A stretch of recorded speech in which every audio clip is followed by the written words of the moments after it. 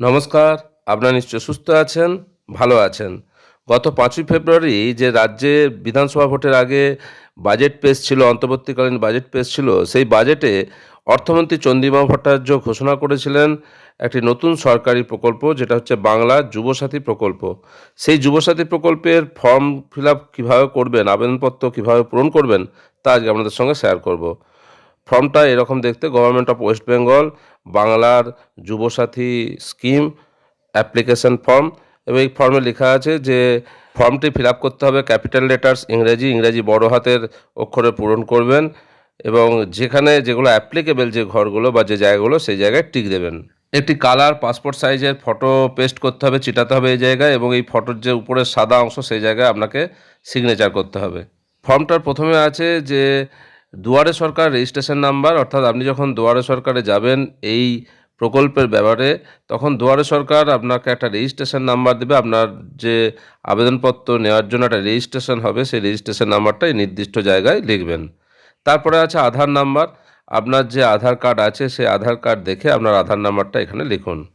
3 নম্বর পয়েন্ট আছে beneficiary name as per MP or equivalent exam. উপভোক্তার নাম মাধ্যমিক বা সমমানের পরীক্ষা অনুযায়ী লিখতে হবে। অর্থাৎ আপনার মাধ্যমিকের যে অ্যাডমিট কার্ড আছে, সেখানে আপনার যে নাম আছে, যে স্পেলিং আছে, বানান আছে, সেই অনুযায়ী লিখবেন। এবং আপনারা জানেন যে এরকম ফর্মের ক্ষেত্রে, নাম লেখার ক্ষেত্রে প্রথমে নাম, তারপর একটা ঘর বাদ দিয়ে আপনার টাইটেলটা লিখবেন। অর্থাৎ আপনার নাম এবং টাইটেলের পদবীর মাঝখানে একটা ঘর ফাঁকা রাখবেন। 4 নাম্বার আছে mobile number linked with bank account.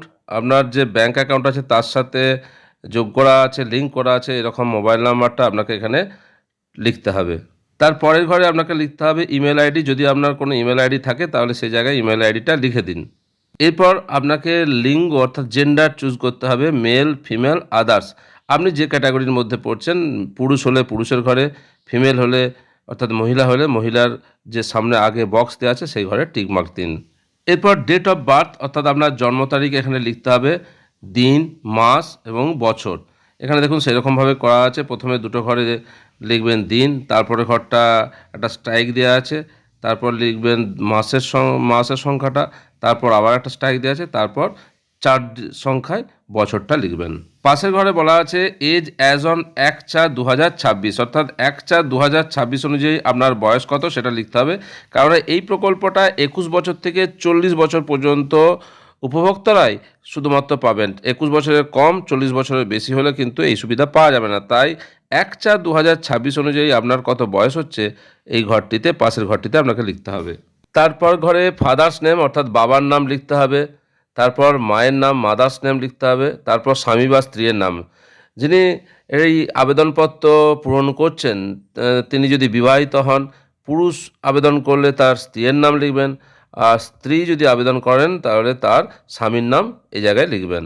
এরপর আপনাকে ক্যাটাগরি চুজ করতে হবে, অর্থাৎ শ্রেণী চুজ করতে হবে। আপনি যদি জেনারেল ক্যাটাগরি হন তাহলে আর কিছু করার দরকার নেই। অন্য ক্যাটাগরি হলে অর্থাৎ এসসি তপশিলি জাতি, এসটি তপশিলি উপজাতি, ওবিসি অন্যান্য অনগ্রসর শ্রেণীভুক্ত হলে যে শ্রেণীর মধ্যে পড়বেন তার মাথায় আপনি টিকমার্ক দিন। এবং যেহেতু আপনি একটা অন্য শ্রেণীভুক্ত, তার কাস্ট সার্টিফিকেট আছে, সেই কাস্ট সার্টিফিকেট নাম্বারটা নির্দিষ্ট ঘরে লিখুন। আর যদি আপনি জেনারেল ক্যাটাগরি অর্থাৎ সাধারণ শ্রেণীভুক্ত হন তাহলে আপনাকে কিছু করার দরকার নেই, এবং যে সার্টিফিকেট নাম্বার সেখানেও কিছু লেখার প্রয়োজন নেই। এরপর আপনাকে মেরিটাল স্ট্যাটাস অর্থাৎ বৈবাহিক অবস্থা চুজ করতে হবে। আপনি অবিবাহিত না আনম্যারিড, আপনি উইডো আর উইডোয়ার বিধবা আর বিপত্নিক, ম্যারিড বিবাহিত না সেপারেটেড অর্থাৎ বিচ্ছিন্ন অবস্থায় থাকেন, সেটা চুজ করতে হবে। আপনি যে আপনার বৈবাহিক অবস্থা যা সেই তার আগের বক্সে টিকমার্ক দিন। এরপর আপনার যোগাযোগের জন্য অর্থাৎ কন্ট্যাক্ট ডিটেলস দিতে হবে। অর্থাৎ সেখানে প্রথমে আছে বাড়ির নাম্বার অথবা প্রাঙ্গণ নাম্বার যদি থাকে সেটা দেবেন, ভিলেজ, টাউন, সিটি, আপনি কোন গ্রাম বা শহর বা নগরীর মধ্যে থাকেন সেই নামটা লিখবেন। আপনার বাড়ি যে পোস্ট অফিসের অন্তর্ভুক্ত ডাকঘর সেটা লিখুন। জিপি আর ওয়ার্ড নাম্বার অর্থাৎ আপনার বাড়ি কোন গ্রাম পঞ্চায়েত বা কোন ওয়ার্ডের অন্তর্ভুক্ত সেই ওয়ার্ড নাম্বার লিখুন। ব্লক, মিউনিসিপ্যালিটি, কর্পোরেশন, আপনার বাড়ি কোন ব্লক বা কোন পৌরসভা বা কোন কর্পোরেশনের অন্তর্ভুক্ত সেই নামটা লিখুন। পুলিশ স্টেশন, থানা লিখুন। ডিস্ট্রিক্ট কোন জেলা সেটা লিখুন। এবং কন্ট্যাক্ট ডিটেলস অর্থাৎ ঠিকানার যে গুরুত্বপূর্ণ অংশ পিনকোড, সেই পিনকোডটা লিখুন। আর কন্ট্যাক্ট ডিটেলসের সবচেয়ে শেষ যে পয়েন্টটা আছে সেটা হচ্ছে স্টেট, রাজ্য, সেটা কিন্তু অটোমেটিক্যালি টাইপ করা আছে ওয়েস্ট বেঙ্গল। পরের পাতায় আপনাকে কিছু তথ্য দিতে হবে মাধ্যমিক পরীক্ষা সংক্রান্ত MP or equivalent examination details, অর্থাৎ মাধ্যমিক বা সমতুল্য পরীক্ষার বিবরণ। সেখানে আপনার অ্যাডমিট কার্ডে যে রোল নাম্বার দেওয়া আছে সেখানে রোল এবং নাম্বার এখানে নির্দিষ্ট জায়গায় লিখতে হবে। ইয়ার, কোন বছরে আপনি পরীক্ষা দিয়েছেন সেটাও আছে অ্যাডমিটে, সেটা লিখুন। বোর্ড, কোন board, West Bengal board, ডব্লিউবিবিএসসি, West Bengal board of secondary education, না সিবিএসসি, না আইসিএসসি, ডব্লিউবিবিএমই, না অন্য বোর্ড, আদার্স বোর্ড, যেটা হবে সেটার মাথায় টিক দিন। তার পরের পয়েন্ট হচ্ছে এডুকেশনাল কোয়ালিফিকেশান হাইয়েস্ট, শিক্ষাগত যোগ্যতা সর্বোচ্চ আপনার কি সেটা এখানে দিন, যেটা আপনি যতটা শিক্ষাগত যোগ্যতা অর্জন করেছেন তার যদি সার্টিফিকেট থাকে সেটা লিখুন। তারপর হচ্ছে প্রেজেন্ট অকুপেশন, অর্থাৎ বর্তমান পেশা, অর্থাৎ বর্তমানে আপনি কি করছেন, টিউশন টিচার, না বাড়িতে চাষবাস, বা কিছুই করছেন না, যেটা হবে আপনার ক্ষেত্রে সেটা এখানে লিখুন। এরপর একটা গুরুত্বপূর্ণ অংশ হচ্ছে ব্যাঙ্ক অ্যাকাউন্ট ডিটেলস আধার লিঙ্কড, আধার কার্ডের সাথে সংযুক্ত যে ব্যাঙ্ক অ্যাকাউন্ট আছে আপনার তার তথ্য দিতে হবে। প্রথমে হচ্ছে ব্যাঙ্ক নেম, ব্যাংকের নাম, কোন ব্যাংকে আপনার অ্যাকাউন্ট আছে, এসবিআই, পিএনবি, ইউকো, যেটা হবে সেই ব্যাংকের নাম লিখুন। ব্যাংক ব্রাঞ্চ নেম, ব্যাংকের যে শাখা, কোন শাখা সেটা লিখুন। ব্যাংক অ্যাকাউন্ট নাম্বার, আপনার পাসবইয়ে অ্যাকাউন্ট নাম্বার দেয়া আছে সেই অ্যাকাউন্ট নাম্বারটা দেখে ভালো করে লিখুন। আইএফসি কোড, এই ব্যাংকের যেটা হবে নির্দিষ্ট ব্যাংকের যে অ্যাকাউন্ট নাম্বারটা আপনি দিতে চাইছেন সেই ব্যাংকের আইএফসি কোড এখানে লিখুন। Whether financial assistance received from government except for any state provided financial assistance for educational benefit or scholarship, অর্থাৎ অন্য কোনো সরকারি সাহায্য পান কিনা রাজ্য সরকার প্রদত্ত শিক্ষাগত সুবিধা বা বৃত্তি ছাড়া। যদি আপনি পেয়ে থাকেন তাহলে ইয়েস, হ্যাঁ, তার পাশের ঘরে টিক দিন। এবং যদি ইয়েস হয়, ইফ ইয়েস গিভ ডিটেলস, অর্থাৎ আপনি শিক্ষাগত সুবিধা বা বৃত্তি ছাড়া আর কোন কোন সরকারি স্কিমে সাহায্য পাচ্ছেন সেটা কিন্তু বিস্তারিত এখানে বিবরণ দিতে হবে। স্কিমের নাম পান কিনা সেটা দেবেন। আর যদি আপনি অন্য কোনো সরকারি সাহায্য না পেয়ে থাকেন তাহলে নো, না, তার ঘরের যেটা পাশে একটা বক্স আছে তাতে রাইট দিন।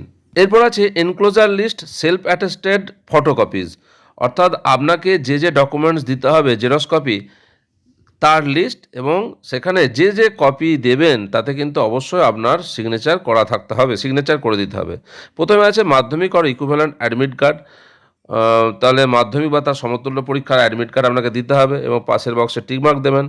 মাধ্যমিক আর equivalent marksheet or certificate of educational qualification, আপনার যে মাধ্যমিক পরীক্ষা বা তার ইকুইভ্যালেন্ট যে পরীক্ষা তার যে মার্কশিট বা সার্টিফিকেট থাকবে তার জেরক্স দিতে হবে আপনাকে এবং পাশের ঘরে টিকমার্ক দেবেন।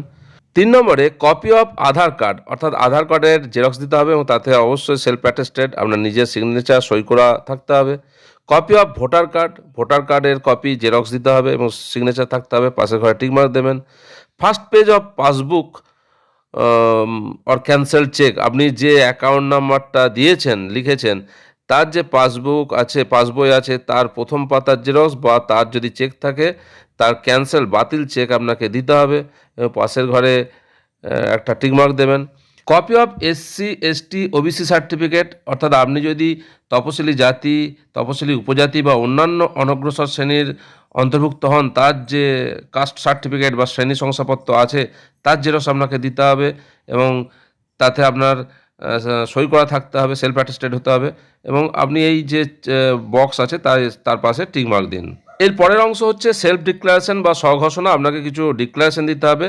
এখানে বলা আছে যে আমি এত দ্বারা ঘোষণা করছি যে আমি পশ্চিমবঙ্গের স্থায়ী বাসিন্দা, আমি অদ্যাবধি একজন বেকার এবং আমি পশ্চিমবঙ্গ সরকারের কোনো সামাজিক নিরাপত্তা প্রকল্প বা কোনো ভাতার আওতায় সাহায্য পাচ্ছি না রাজ্য সরকার প্রদত্ত শিক্ষাগত সুবিধা বা বৃত্তি ছাড়া। যদি এই সময়ের মধ্যে আমি কোনো কর্মসংস্থান পাই তবে আমি অবিলম্বে কর্তৃপক্ষকে জানাবো। আমার দ্বারা জমাকৃত সমস্ত তথ্য এবং নথিপত্র আমার জ্ঞান ও বিশ্বাস অনুযায়ী সত্য।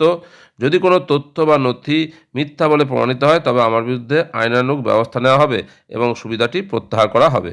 এই মর্মে আপনাকে সেলফ ডিক্লারেশন অর্থাৎ স্বঘোষণা দিতে হবে এবং যিনি আবেদন করছেন তাকে সই করতে হবে, সিগনেচার অফ অ্যাপ্লিক্যান্ট, তার উপরে একটা সিগনেচার করলেন।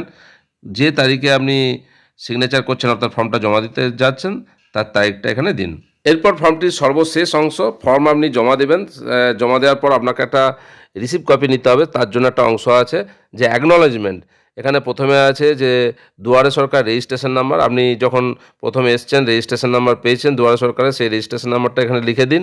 এরপর এই অংশটা পূরণ করুন। আই ড্যাশ, অর্থাৎ আবেদনকারীর নাম হবে son or daughter or wife of, বাবার নাম, বা আপনি যদি স্ত্রী হিসাবে আবেদন করেন তাহলে আপনার স্বামীর নাম লিখবেন।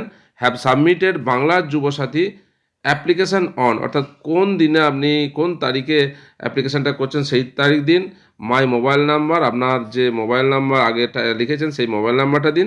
আধার নাম্বার, আপনার আধার নাম্বার এখানে লিখুন। রিসিভড অন ডেট, অর্থাৎ যিনি রিসিভ করবেন অফিসার তিনি ডেট দেবেন এবং রিসিভিং অফিসার সিগনেচার করবেন এবং তার সিল দেবেন। এবং রিসিভিং অফিসার এই অংশটা আপনাকে কেটে আপনার হাতে দিয়ে দেবেন রিসিপ্ট কপি হিসাবে। এবং ফর্মের এই অংশটা অর্থাৎ রিসিপ্ট কপিটা আপনি খুব যত্ন সহকারে রাখবেন, প্রয়োজনে কাজে লাগতে পারে। কিভাবে আপনি বাংলার যুবসাথী ফর্ম ফিল আপ করবেন তা আপনাদের সঙ্গে শেয়ার করলাম। আশা করি উপকারে আসবে। আপনারা সকলে সুস্থ থাকুন, ভালো থাকুন।